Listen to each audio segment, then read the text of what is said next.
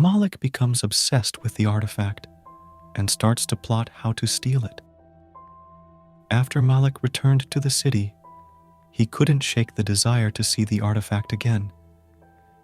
He missed the peacefulness of the village and the feeling of awe he had experienced in the temple. So, he decided to use the school holidays as an excuse to visit his grandmother once more. When he arrived, his grandmother was happy to see him, but she could sense that he was still obsessed with the artifact. Despite her warnings, he couldn't resist the temptation to return to the temple one more time. As the days went on, Malik's obsession grew stronger. He found himself sneaking out of the house at night to visit the artifact, unable to resist its pull. The closer he got to it, the more intense the feelings became. He felt a strange energy emanating from the object, filling him with desire and making him feel like he was on fire. One night, as Malik stood before the artifact, he realized that the energy was not just a feeling, but a force that was taking over his body. He was no longer in control of his own desires. The artifact seemed to be tempting him, urging him to do things he never thought he was capable of. As he touched the artifact, Malik felt an overwhelming surge of power coursing through his veins. The sensation was like nothing he had ever experienced before, and it was almost too much for him to handle. He was both terrified and exhilarated, and he didn't want it to end. Malik's obsession with the artifact became all-consuming. He started to neglect his friends, family, and responsibilities, and he couldn't think about anything else but the object's seductive pull. He began to have sexual feelings that were provoked by the force of the artifact, and he found himself lost in a world of temptation that he couldn't escape.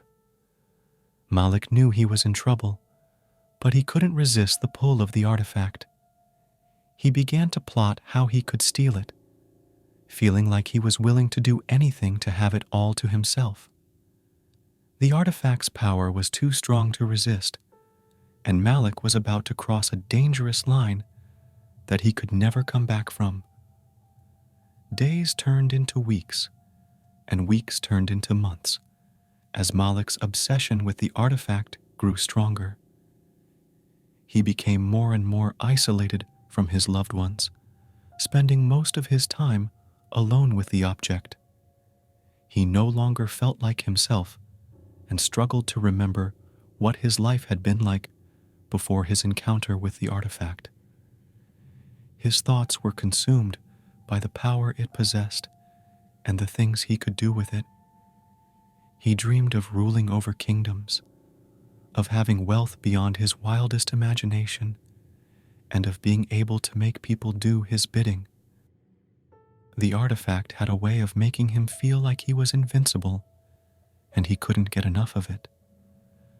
As time went on, Malik began to experience strange and disturbing visions. He would see himself in other worlds, surrounded by creatures that were beyond his wildest imagination. In these visions, he was powerful, feared, and respected by all those around him. He saw himself as a god, able to bend reality to his will, and he liked it.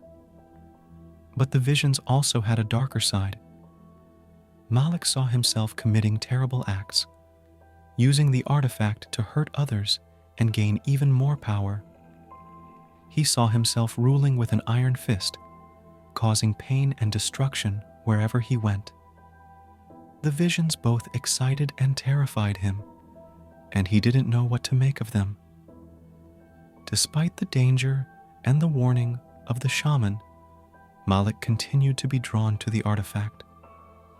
He couldn't help but feel like he was meant to have it, that it was his destiny to possess its power. He believed that he was strong enough to resist its temptations, that he could control the power and use it for good. But the artifact had a way of manipulating those who sought its power. It knew how to play on their deepest desires and fears, tempting them with things they thought they could never have. Malik was no exception, and the more he came into contact with the object, the more it twisted his mind. One day, Malik woke up with a sense of clarity that he hadn't felt in months.